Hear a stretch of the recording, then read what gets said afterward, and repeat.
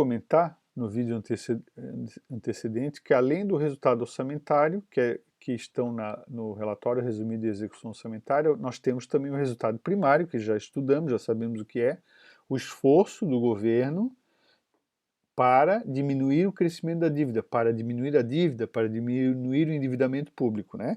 E esse esforço pode ser apresentado só na União, governo central, só no Estado, só no município, ou na soma dos três, que quem faz essa soma, que na verdade não faz a soma, ele faz a variação da dívida pública como um todo, que é um cálculo abaixo da linha, é o governo da União, né?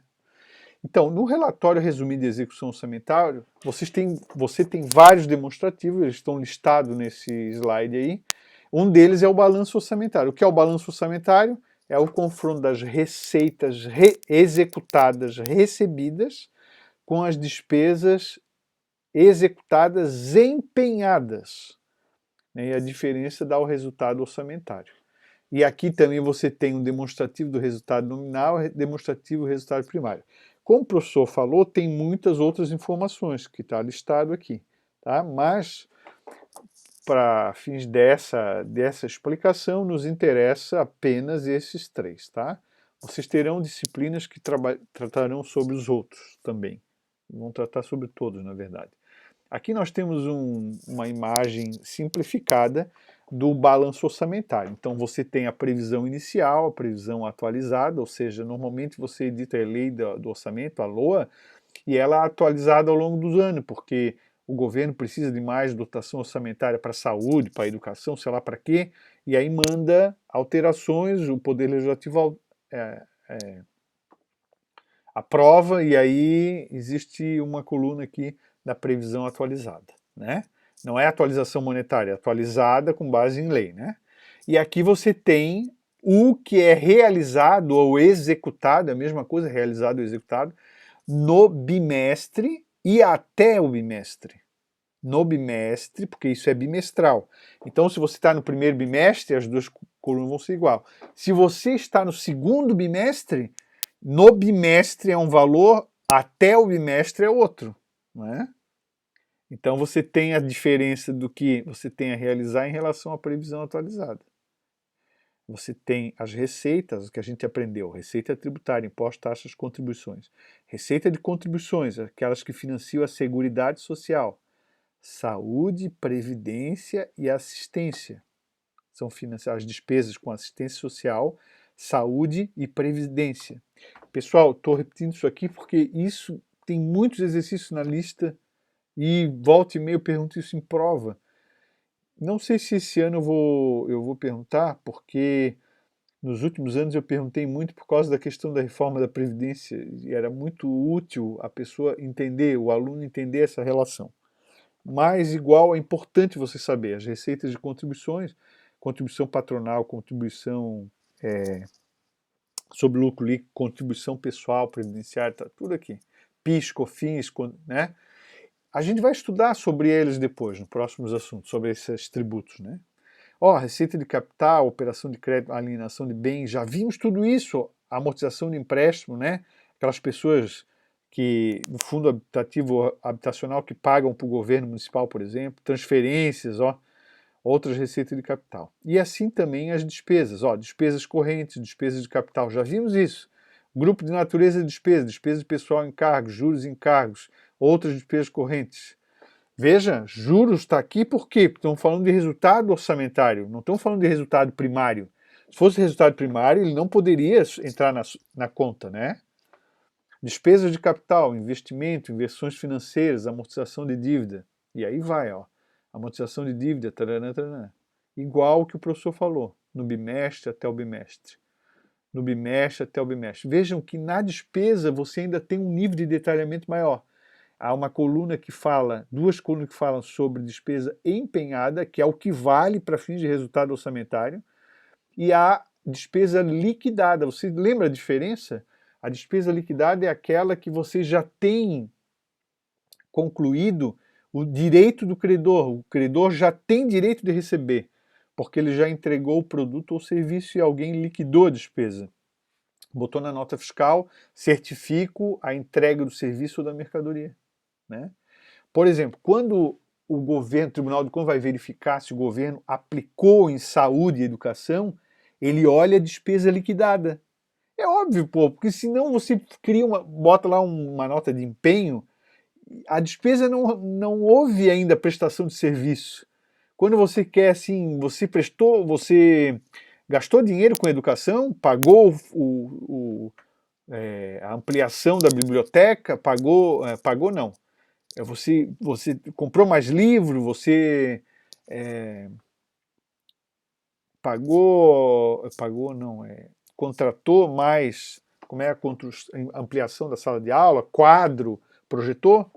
Se você tem só a nota de empenho, o fornecedor pode não ter entregado ainda a mercadoria, né? Então você não encontra, não alcança o objetivo da lei, que é dar uma boa educação, gastar dinheiro para promover educação e saúde, né? Que são os limites. Então, algumas informações se usa aqui a despesa liquidada, mas para fim de resultado, se usa resultado orçamentário, se usa despesa empenhada, né?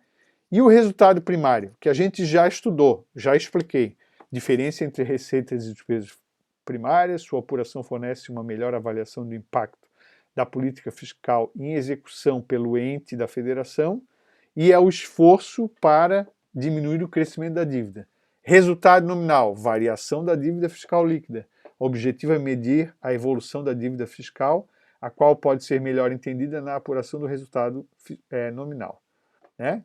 Veja uma coisa que o professor falou, está escrito aqui, ó, o descumprimento das metas de resultado primário ou nominal, estabelecida no anexo de metas fiscais, que está lá na LDO, implica na limitação de empenho e de movimentação financeira segundo os critérios que vão ser estabelecidos na tal da Lei de Diretrizes Orçamentárias, que o professor falou que foi revigorada com a LRF. E aqui está a demonstração do resultado primário, né? Então, receitas primárias, receitas de capital, né? E alguém falou, professor, mas está a aplicação financeira, mas está com menos. Mas está a amortização de empréstimo, mas está diminuída aqui, ó, a amortização de empréstimo. Receita de alienação de ativos também está diminuída aqui, porque se vender um ativo, não é uma receita primária, né? É uma delapidação do patrimônio, né? Vende um ativo, um veículo, um imóvel, ele também não conta como receita primária, tá? Então, a apuração do resultado primário. E as despesas também, juros da dívida, está aqui, professor? Não, ele está aqui, mas ele está diminuído aqui para chegar na despesa primária, ó, juro da dívida.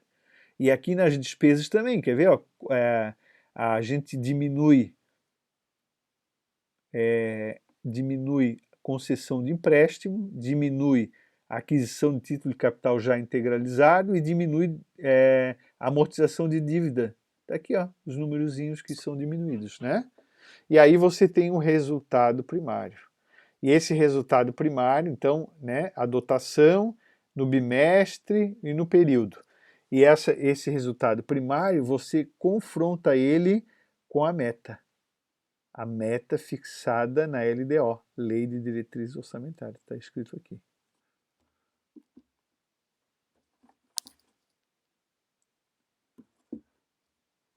No resultado nominal, o que é? Variação da dívida. Então você tem níveis, né, de informação. Dívida consolidada como um todo, né, que é a dívida que está no passivo, e você tem as deduções, ativo, disponível, haveres financeiro, menos o resto a pagar. E aí, né, dívida consolidada líquida, se tem privatização, se tem passivo reconhecido. Passivo reconhecido é aquela dívida que saiu do armário, foi reconhecida, né? Então, mas isso aí, quanto era a dívida em 31 de 12 do ano passado e quanto é agora? Se a dívida aumentou, né, o resultado nominal do período de A até B, de B menos C, atual, menos B, né? E atual menos A, lá no início, ó, de C até A, do ano passado para agora, ela aumentou, então déficit nominal. Ela diminuiu, superávit nominal. Muito cuidado, porque aqui o resultado aparece negativo e a interpretação é superávit nominal. Porque eu estou lendo um quadro e dizendo que a dívida diminuiu. Se você tiver dificuldade nisso num dia de uma avaliação, você olha a dívida e raciocina. A dívida era 1 milhão, a dívida diminuiu para 500 mil, então teve um superávit, diminuiu a dívida. A dívida era 1 milhão, aumentou a dívida, então teve um déficit, a dívida aumentou. Faz todo sentido. E a gente compara esse campo aqui com a meta de resultado estabelecida na LDO.